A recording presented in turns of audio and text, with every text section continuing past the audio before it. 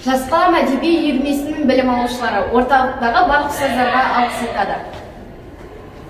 Әр панаған бала біздер үшін дана жалғыз жан бар әлемде, ол біздің ана Ақсүйген анама мың алғыс. Аташым, менің тірегім көбеді-ау, сенің тірлегің. Бізді жақсы көресің, жанатан менің жүрегім. Ақылын айтқан атама мың алғыс. Жас қаламның жаңа жыры тілегім.